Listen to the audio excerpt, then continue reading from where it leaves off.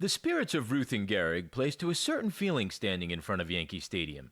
You don't have to be a player to understand Lou Gehrig's rightful place in New York Yankees history. We can live in that moment both then and now.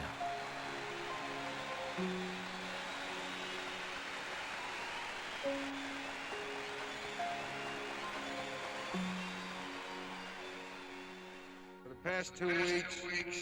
For the past 2 weeks. For the past 2 weeks. You have been reading about the bad break I got. Yet today, I consider myself I consider myself the luckiest man on the face of the earth. I've been in ballparks for 17 years and I've never received anything but kindness And encouragement from you fans. When you look around, wouldn't you consider it privilege to associate yourself with such a fine-looking man as is standing in uniform in this ballpark today? Look at this grand man. Which of you wouldn't consider it the highlight of his career just to associate with them for even one day? Sure, I'm lucky. Who wouldn't consider it an honor to have known Jacob Rupert? Also, the builder of baseball's greatest empire, Ed Barrow. To have spent 6 years with that wonderful little fellow, Miller Huggins. Then to have spent the next 9 years with that outstanding leader. That smart student of psychology, the best manager in baseball today. The best manager in baseball today. Joe McCarthy. Sure, unlucky.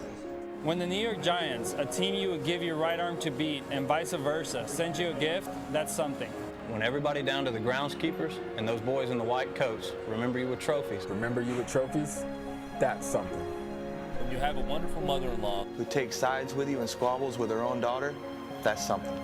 When you have a father and a mother who work all their lives so you can have an education. And build your body. It's a blessing. When you have a wife who has been a tower of strength. When you have a wife who has been a tower of strength and shown more courage than you dreamed existed. That's the finest I know. So I close in saying that I might have been given a bad break, but I've got an awful lot to live for. The emotional power of that day in 1939, where Gehrig told the world of his personal challenge with ALS, will be retold and relived in dramatic fashion as Gehrig heads to the big screen in Hollywood fashion in a gripping story you'll never forget.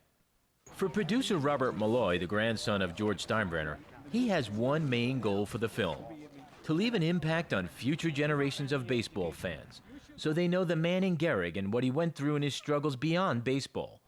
All in the name of his grandfather and his mother, Jessica. Molloy, along with producers Michael and David Uslan, promised to relive Gehrig's story to understand the man, his challenges, and his legacy. Lou Gehrig has 23 Major League Grand Slams. For days like this, legends and the legacy of these sports stars came out to support not the game, but the battle for life beyond the baseball field. Hey, I consider myself the luckiest man on the face of the earth.